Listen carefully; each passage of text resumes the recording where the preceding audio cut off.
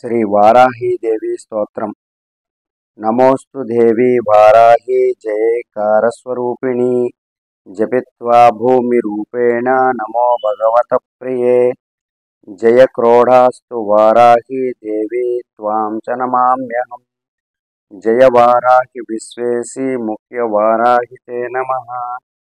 मुख्य वाराही वंदे त्वां अंधे अंधिनि ते नमः। सर्वदुष्टा प्रदुष्टानां वाक्स्तंभनकरी नमः।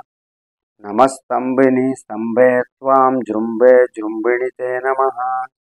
रुंधे रुंधिनी वंदे त्वां नमो देवी तु मोहिनी। स्वयं भक्तानां हि सर्वेषां सर्वकामप्रदे नमः।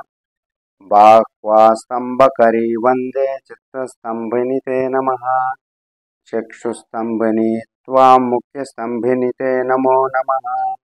जगत्स्तंभिनी वंदे त्वां जिह्वास्तंभनकारिणी। स्तंभनं कुरु शत्रूणां कुरु मे तृणासनं।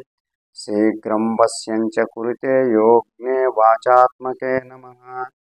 तचतुष्टयरूपे त्वां शरणं सर्वदा भजे।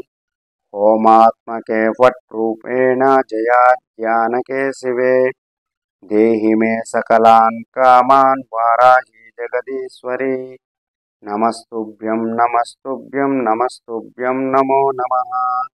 इदमाद्यावस्तोत्रं सर्वपापविनाशनं। पठेद्य सर्वदा भक्त्या पातकैर्मुच्यते तदा। लभन्ते शत्रुवो नाशं दुःखरोगापमृत्युवः। महादायुष्यमाप्नोति अलक्ष्मीर्नाशमाप्नुयात्। न भयं विद्यते क्वापि सर्वदा विजयो भवेत्। अभीष्टार्थान् लभेत् सर्वान् शरीरनात्र संशयः।